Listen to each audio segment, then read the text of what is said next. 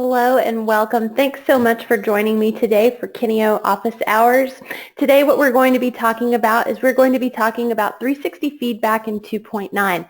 There's a new feature called Anonymous Responses, which is really a cool feature, and it makes 360 feedback a little less awkward. And we'll talk about why and how you can set that up. It's really easy. A little bit about myself. My name is Taylor Craig. I am a platforms consultant here at Kineo.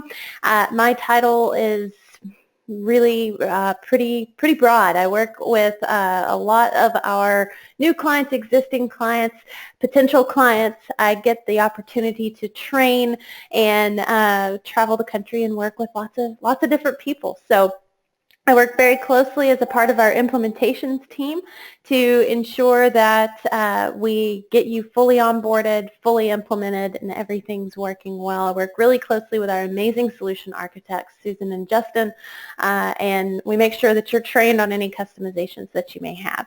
So that's a little bit about my role and what I do here at Kineo. Let's talk a little bit about office hours. For those of you who don't know, for those of you who maybe haven't ever joined us before, office hours is about a 15-20 minute presentation on something Totara, something that we're doing here or something that's already in the system, and we post that recording on YouTube for anybody who may need it or want to view it.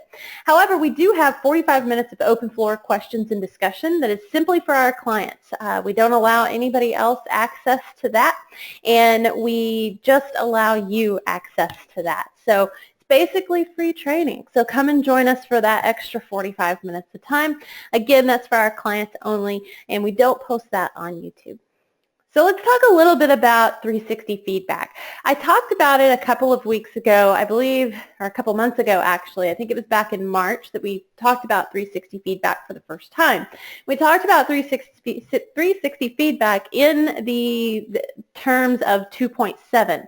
Since then, 2.9 has been released, and we are slowly starting to roll that out, and there's a new feature called Anonymous Feedback. So just to kind of get an idea of how 360 feedback works, in case you're not familiar with it, basically it's a peer review appraisal. So if you've utilized appraisals, there's also some recordings on appraisals out there that I have if you're interested in learning a little bit about that. It's just a way for employees to rate one another, basically. And you can set it up with certain questions in there, and then I can say, I would like Susan and Justin to say a little bit about me. What would they like to see me continue doing, stop doing, start doing, those types of things. So it's kind of a peer review process. Those can be a bit awkward for people to go in and say something about someone. May it be good, or maybe it's just something that they would like to see them change, but it's sometimes difficult for people to type that information about their peers. And so now there's a new feature called Anonymous Feedback. It's simply a checkbox. That's really all it is. But here's what it does. It hides the names of the responders. So people can openly and honestly respond. Now, granted, if you only send it to one person, you're going to know exactly who that person is, because you'll see how you actually go about doing that here in a bit. But then the responders know, going into this, they know that it is going to be anonymous and that their responses are anonymous, and the person that is going to be reading them won't know that it was them. And also the learning, receiving the feedback, they can see how many requests have been sent, and then also the responders, they can see how many responses have been sent. So I have the ability to see, okay, this is anonymous, but they only sent it to one person, so it has to be me, right? So if they say it's anonymous, but we've sent it to 20 people, then, you know, it kind of makes you feel a little more comfortable giving your anonymous feedback. In order to maintain the anonymous nature of the tool, some of the functionality has actually been restricted. So in your original 360 feedback module, and we'll take a quick peek at the differences between the two when we get into the system, you had the ability to go in and you could actually cancel certain people. So you could remove people from the list of people that you've sent to evaluate you. That's been turned off. So basically, in lay terms, that is so that you can remove the process of elimination for folks. So they can't go in there and say, okay, well, I'm going to remove you, and you, and now I know who said it. So basically, it's to keep it anonymous. And reminders can still be sent. And in the old I wouldn't say old version, the version that is not anonymous.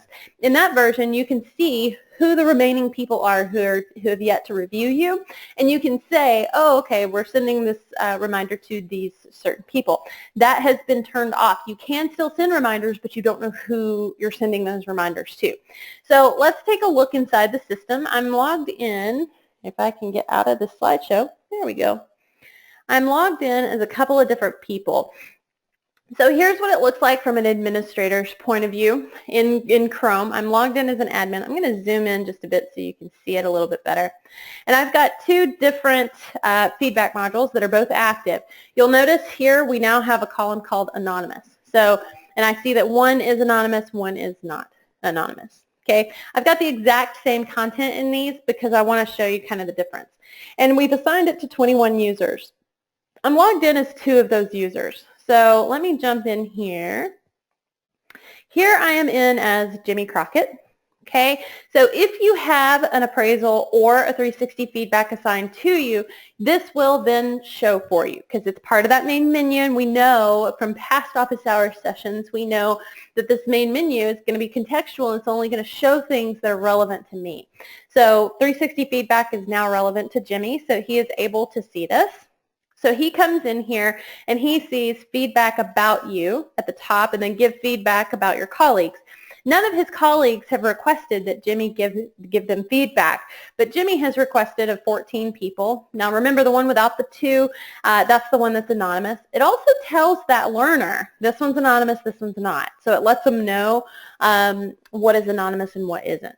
So if he goes in here, we want to see what this looks like. So Jimmy's already come in and he's asked certain people to give him feedback, and you'll see how that works. So he knows that he requested feedback of these 14 people or 12 people, and he knows who he requested. So we'll see how he knows that in a bit, but he doesn't know if they've completed it yet or not.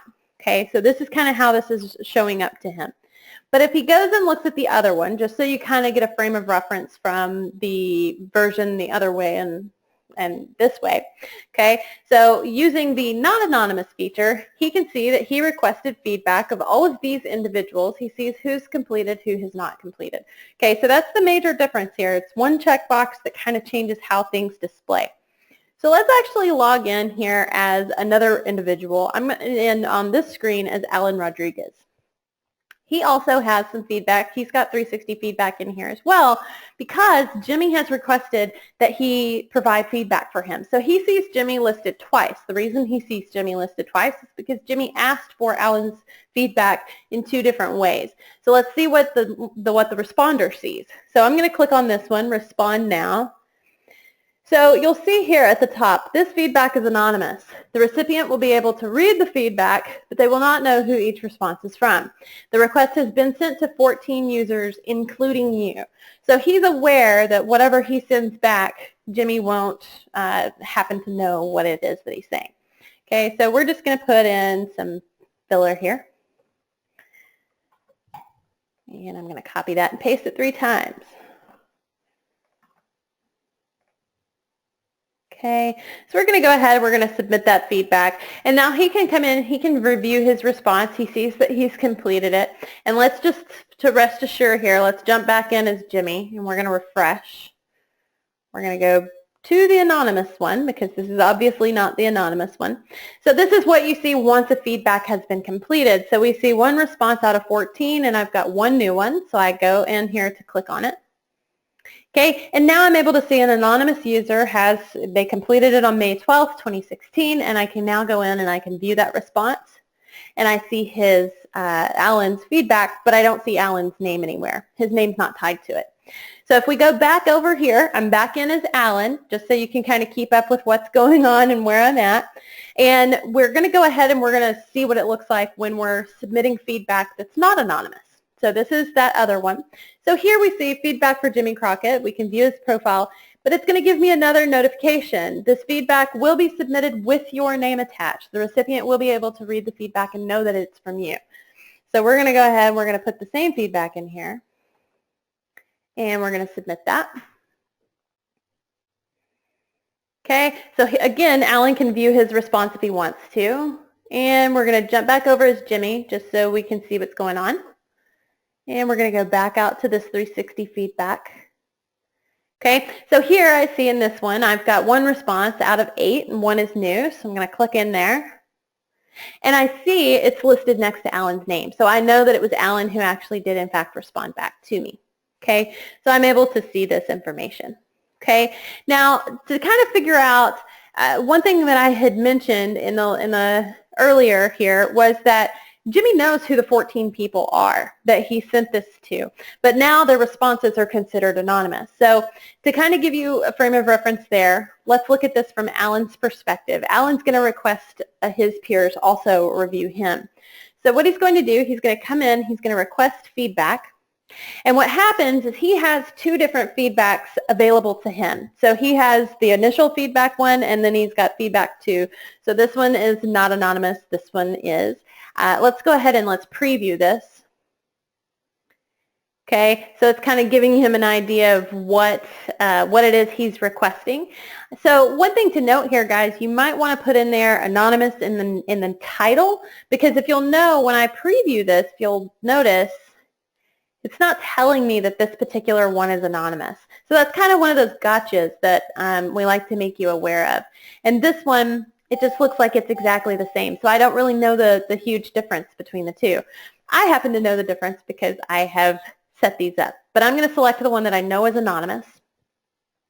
So what's going to happen now is it's going to say requests cannot be removed from anonymous feedback. So that what that means is that once I submit these requests, once I send them out, I can't remove them. I can't take them back because, again, it's protecting the anonymity. That's a hard word to say.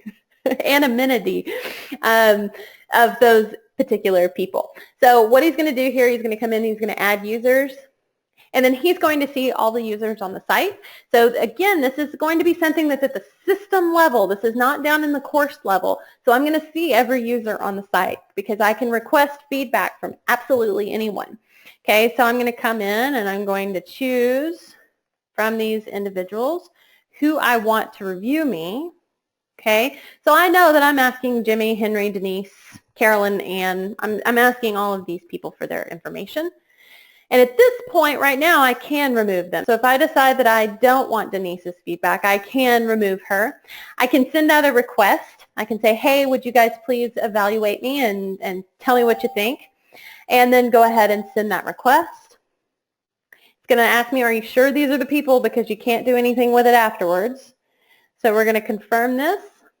Okay, and now when we come in as Alan, he's requested feedback about himself. Again, he knows who he requested that feedback of, but he doesn't know which one's submitting and when. So really kind of a nice feature about 360 feedback. We recently did these here at Kineo, but we didn't use the anonymous feature. So it was a unique growing experience where we typed a little bit about one another. And we learned a lot. I learned a lot about myself, and it was great to actually have those peers' names so that we could talk about where we can improve and thank them for their compliments. So, you know, there's ups and downs to both. There's pros and cons to both, and I think it's totally up to you and your company's culture. But you now have that open to you to utilize in case you want to. So that's a little bit about Anonymous 360 feedback, and now I am going to open the floor to you guys for any questions that you may have.